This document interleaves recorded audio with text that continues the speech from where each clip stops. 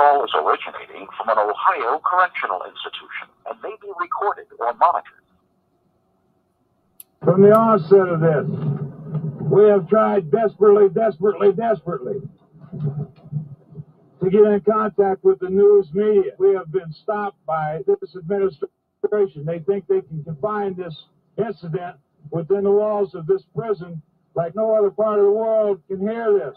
They think they can hide everything like they've been doing down here for years and years. This is not the case.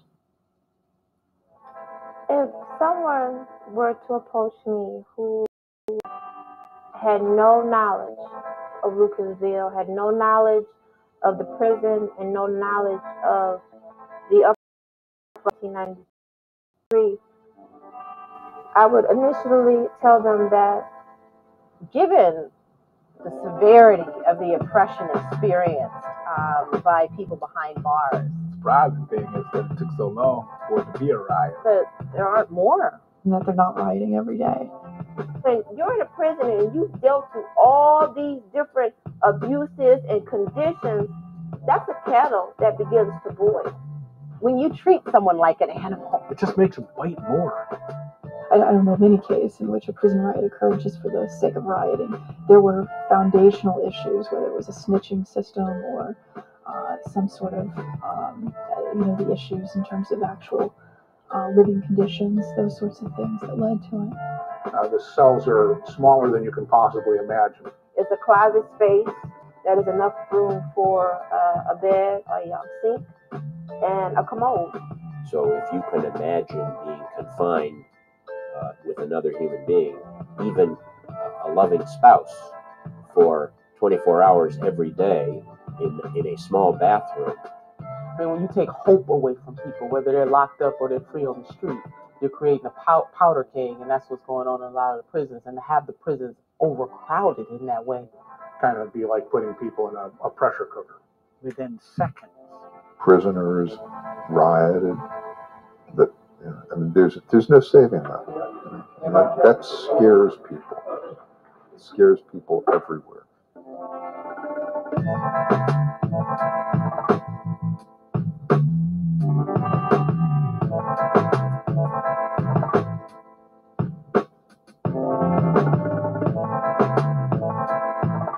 This is Sadiq Abdullah Hassan from Ohio State Penitentiary in Youngstown, Ohio. I wish to emphasize that prison is an unpleasant place to be. It's a hardship not only on the prisoners, but on the prisoners' families as well. And we must take in consideration, too, that although many people are in prison because they actually commit crimes, there are other people that are in prison that didn't commit any crime. You have a lot of violence. You have correctional officials who are trying to make an extra buck. They bring drugs. They bring weapons into the institutions. These weapons are being used on other prisoners. Prisoners are using drugs, trying to escape the hardships, the brutality, the nonsense that they experience on a daily basis. And I think that mass incarceration impacts all of us, though especially some of us. I think we're all criminals. There's not one of us who hasn't committed a crime. If you've made it to adulthood, you've committed a crime. You've drank underage. You've experimented with drugs. You've sped on the freeway. You may have shoplifted something from a store.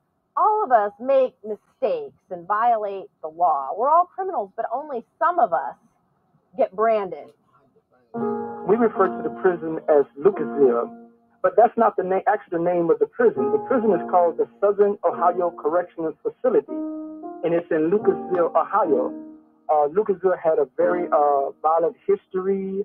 There was a long train of abuses, treatment, inhumane conditions, and brutality suffered by prisoners. And more often than not, a prison guard would either instigate the prison on prison violence or were the perpetrators of it themselves. So this is the backdrop that led up to the disturbance. You had a warden at the prison by the name of Arthur Tate Jr., but known to the convict body as simply King Arthur. King Arthur was brought to the prison actually to just try to offset some of the violence that was going on. He instituted Operation Shakedown. He instituted a lot of rules and regulations that was not to the liking of the prisoners as well as his staff. I was actually in, Lucasville because of a race riot in Mansfield. So, be a record when they run them type of sweeps, you'll get caught up in it. And I ended up doing 18 months in the hole for that. And that covered, the time doing what the riot took place. The warden was clearly aware of the conditions at the prison and was highly advised by his fellow colleagues to calm the hostile conditions at the prison. Well, he did the opposite. He turned up the heat. When a new warden came in, he decided to change that, just trying to sell you with anybody, selling white supremacists with black nationalists. They put homophobic prisoners in the cells with known homosexuals. People who smoke with people that don't smoke, things of that nature. It creates a lot of tension.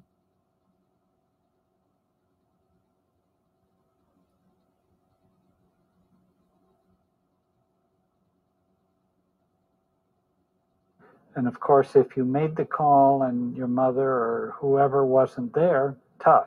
Wait till next year. They were given aspirin for medical conditions. There was inadequate water, food supply. There was overcrowding of the cells. There was exploitation of inmates. And although prisoners were dissatisfied with the numerous of things, and you talked about it among themselves, no one took the initiative to take stance against the problems that exist within the institution. Almost everyone who has asked me, what was the cause of the Lucasville uprising? And I clearly point out the mandatory TB testing was the straw that broke the camel's back. When the uprising began, that the Muslims who started it had in mind something essentially nonviolent. They were protesting the prison's plan. An injection of phenol underneath the skin, which is an alcoholic substance. And was contrary to their religion. Once again, he had an opportunity to say, you know what, we're going to calm the conditions at the prison. This is a violation of your constitutional rights to practice your religion. You're right. Ohio didn't need to do that. There are other ways to test for TB. X-rays, you can spit into a cup. But once the protests got underway, other prisoners had other problems with the prison official because of the physical abuse, the racial insults, and other problems that was going on in the institution. They took this opportunity to make it a full-scale riot. There's word tonight of a prison riot at a maximum security prison in southern Ohio. Hundreds of prisoners took over part of the prison yesterday. Easter Sunday, 450 prisoners armed only with batons stolen from the guards reportedly took cell block L adjacent to death row under siege, injuring 7 guards and taking an undetermined number of guards hostage. 5 inmates were killed, 18 others injured. There was an array of armed forces around the prison that hadn't been rivaled since D-Day.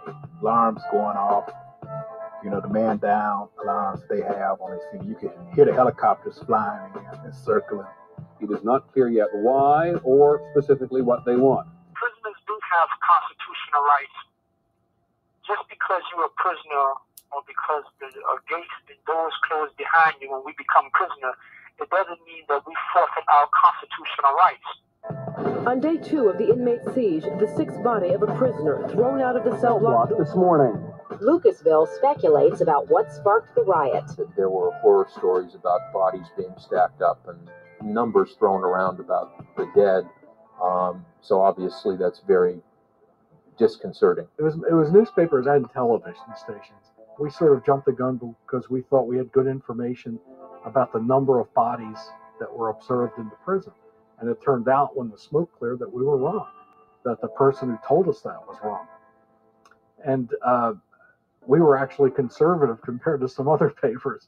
There was almost a feeling of relief when the whole thing was over because it wasn't nearly as bad as the news media made it out to be to begin with. If they're refusing to give information, then reporters are forced to resort to other means to get information other than the official channels, and sometimes they're wrong. What the media did not tell was the inhumane conditions. This institution has a long history of racial strife. Chancellors against one another, white and black. That is referred to as the Lucasville 5.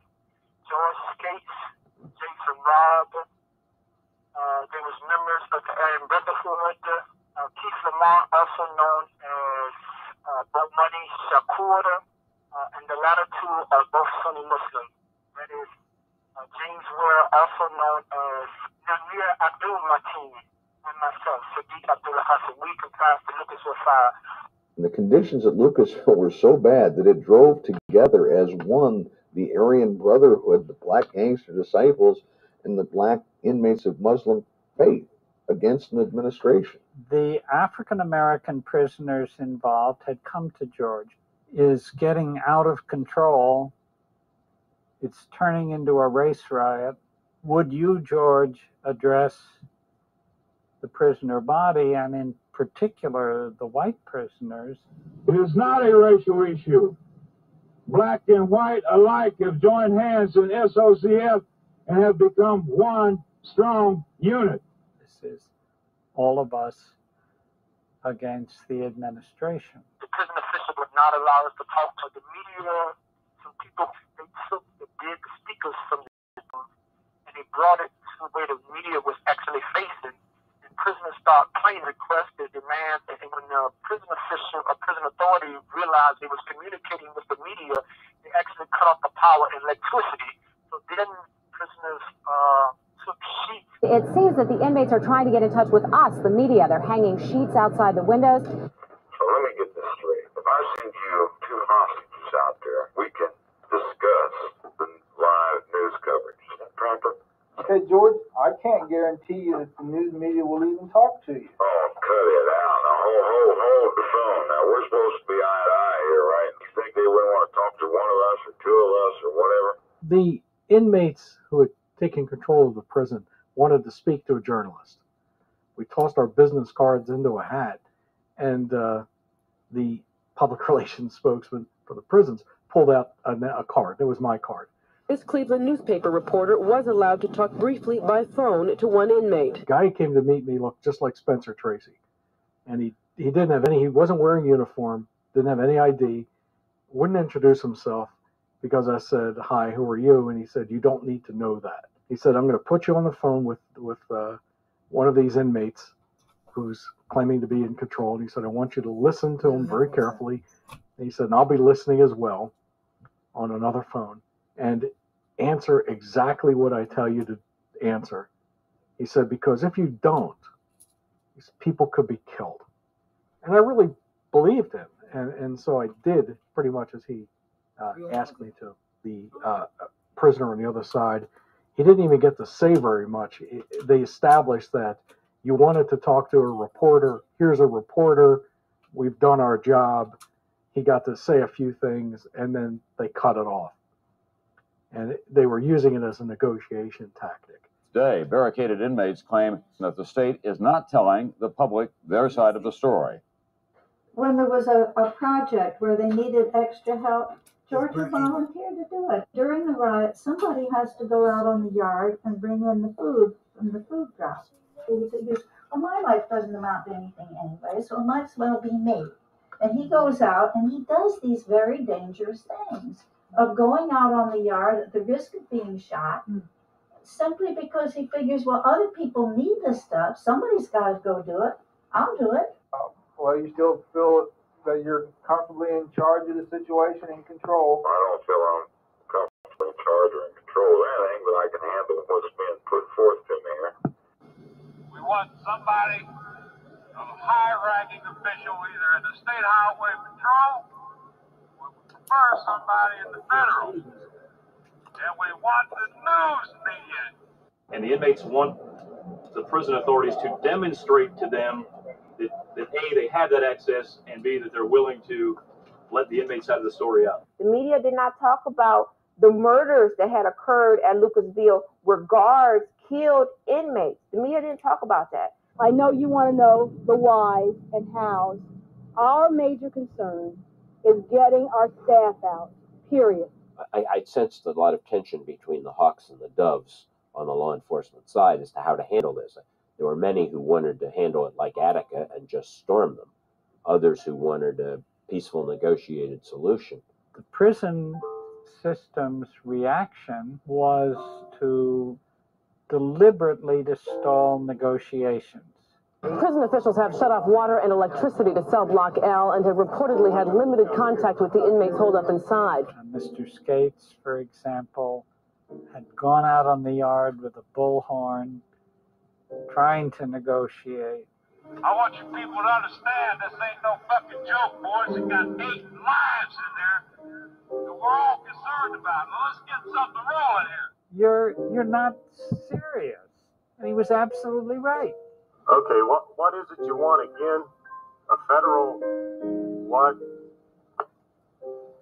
You want to get somebody to negotiate with is sympathetic to our pleas. Somebody that will listen to what we want. George Skates very clearly stated over the negotiation tape, you have until a certain time this morning to give us the water and to give us the electricity. And if you don't, you've got a dead man on your hands. And the prisoner had made a demand over the phone, and also wrote down some sheets and placed it on the outside of the prison wall so the media could put in their cameras and zone in. More bed sheets out of the window today. Written on the sheets, a threat to kill one of their 8 hostages if prison officials refuse to meet their demands. So when the media read that and they was talking to this first person's name was Tess Unwin, they asked her about the threat that the prisoner made, and she was basically saying, that is the language of prisoners. We can expect that. It's a standard threat. It's nothing new. We're going to kill a hostage. Prisoners heard that over their operated radios, and to my understanding, because I was not present during the time that actually took place, but Lavelle became highly upset. As a result, he took it upon himself to become a renegade to prove the point.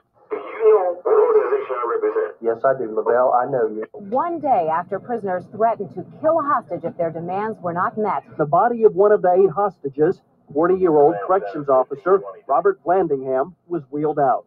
When a guard is killed, that won't be tolerated. Prison authorities say they will be prosecuted. The guard murder was senseless, and not only was I troubled by his murder, other people was troubled by his murder as well. One in particular I can recall was George Skates. He was deeply troubled by the guard being executed.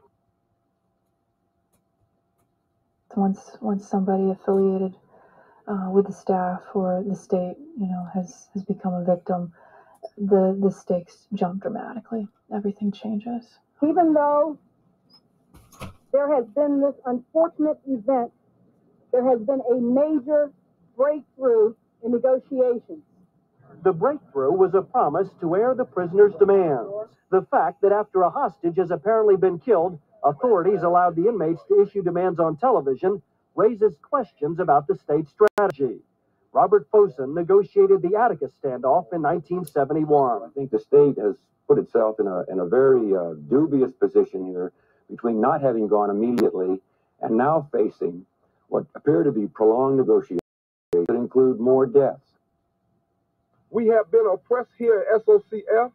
and threatened by Warden Arthur Tate with abusive force. He demanded no punishment for the inmates involved in the uprising. And as promised, 26-year-old corrections officer James Demons was set free. I feel that the institution has done everybody just wrong by keeping everybody in there so long. Now, I knew Vallandingham. He was a good friend of mine. The only reason that man is dead because he stayed in there so long because they want to cut off water and turn off electricity, which had me scared for my life in there. So I adjusted to the Nation of Islam. One of the guards, dressed by his captors as a Muslim, was today. I felt so touched and moved by his conversion that I gave him one of my Islamic garments to wear out, and one of the brothers gave him an Islamic cap. But I do recall him and many of the other officers, they were dissatisfied with the slow progress with regards to the prison official. Now, here's what I'm going to do. I got a CO sitting here. I'm going to let you talk to him. Who am I going to speak with? This is Officer Clark. This is a sign of good faith on our part. This is Daryl Clark Jr. What these guys are doing, they'll listen to me. I'm listening to you. Every fucking word I'm telling you guys, I'm listening to you. I'm listening to you. Okay. Now, these guys has risked their lives to protect us. You understand?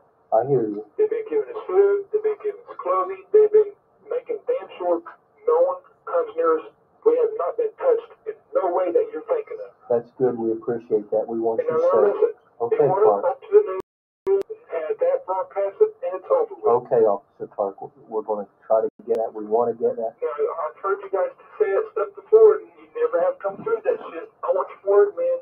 These inmates that gave me their word, if it's going to happen to us, and by God, they can keep it. I'm going to give you my word, Clark, that I'm going to do my best to get this worked out and work with these people. If you care for any of these hostages, me, myself included. That is our main goal and objective, to get every single person out of there safe. They're not asking for nothing but the fucking newscast media. That's all they want. And we're working on it right now. The powers that be are discussing it. And the reason that they knew that the prison officials were procrastinating is because we was recording the conversation we had with the prison officials. We took this and played it for the guards to actually hear.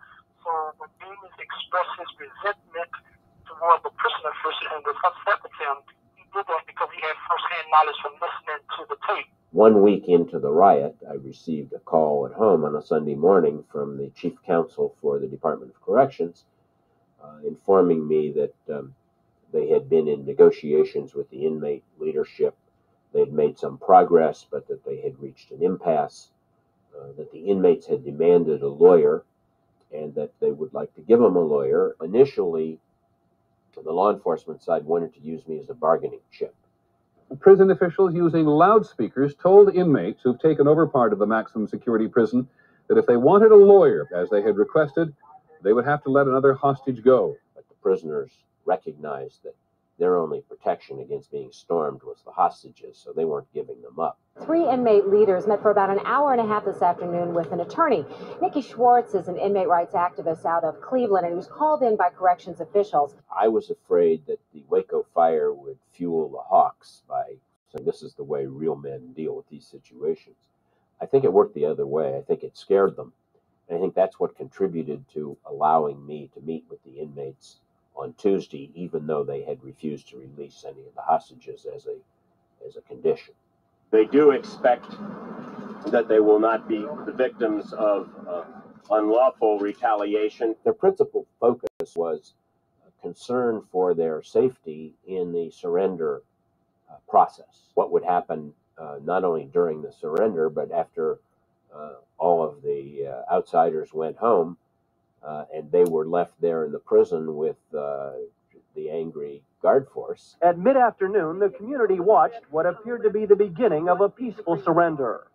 This came after inmates and prison authorities agreed to a 21-point agreement on the inmate demands. They mostly had to do with prison policy and procedures, and an agreement that there will be no retaliation against the prisoners after their surrender. America's other major standoff by 450 rebellious inmates at Ohio's toughest prison ended peacefully late today, but it left a terrible toll. 1 prison guard was killed, as were 7 inmates. And today, authorities found the bodies of 2 more prisoners inside the evacuated cell block that's been described as a disaster area.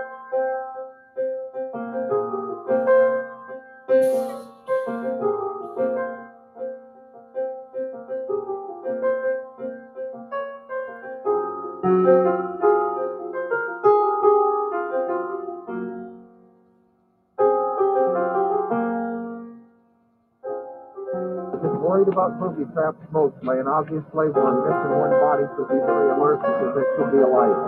Anybody could have a weapon out.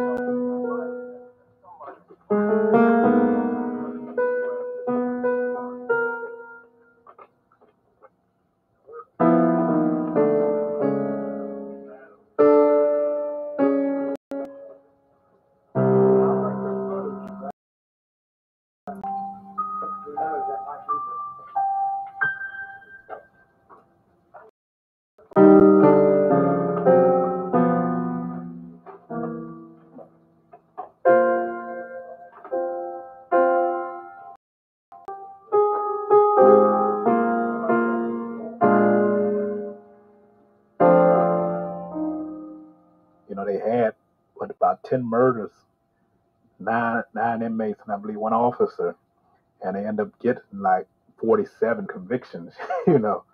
My name is Keith Lamar. I'm one of the 5 men who was sentenced to death for charges stemming out of the Lucasville prison uprising. And it's more than 5 of us who were wrongly prosecuted and placed in jeopardy as a result of the riot, man. We got Greg Curry, D. Cannon, countless other guys doing life sentences. We don't want those guys and their families and supporters to feel excluded. They don't have a death sentence, but essentially they've been sentenced to death, life in prison.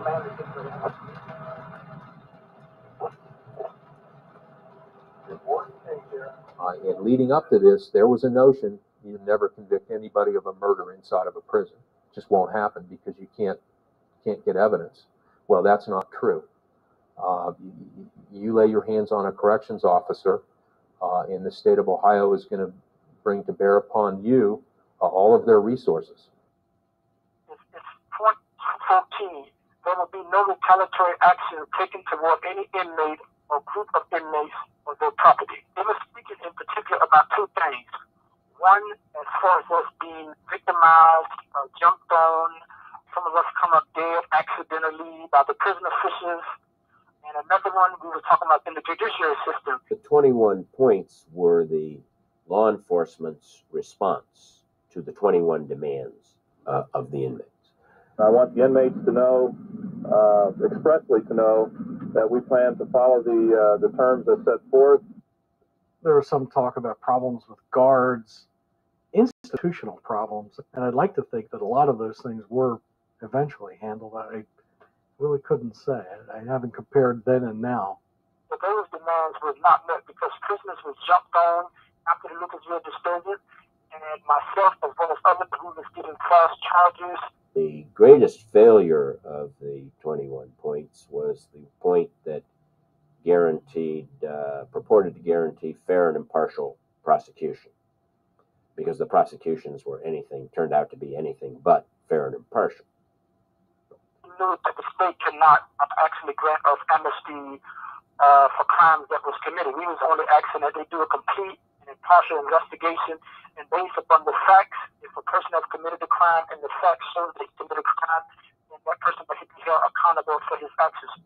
I believe it was July. Nicky Schwartz, lawyer from Cleveland, is a good friend of mine, called and said he was trying to take care of the 3 people viewed as the ringleaders, that he was concerned they have good representation, want to know if I would represent Sadiq Abdullah Hassan. My associate, Rick Kerger, and I both co-counseled on his behalf at the early part of his representation. As we approached the prison, there were picketers all across on the other side of the street with signs that advocated quick justice, if you will, for the inmates. Just execute them and get it over with. It was the basic thrust. They needed someone quick. The media, the public was in an uproar that there was a prison guard that was murdered. So we must expeditiously indict, find out who did it, and charge them with a capital crime. It's a death penalty case with a lot of pressure and a lot of publicity on the line. Yeah, they break out all the stops.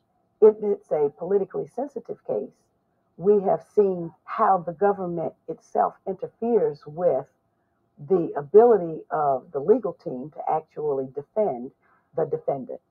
There is governmental pursuit of particularly targeted individuals because of their political activity, and that is supposed to be okay.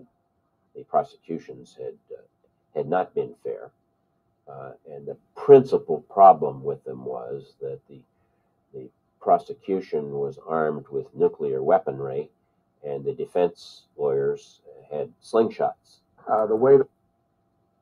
Okay, folks, we're going to have to continue this over. If you haven't, subscribe right now. Secure Our Rights Official News Media, U.S. Press. Thank you for watching.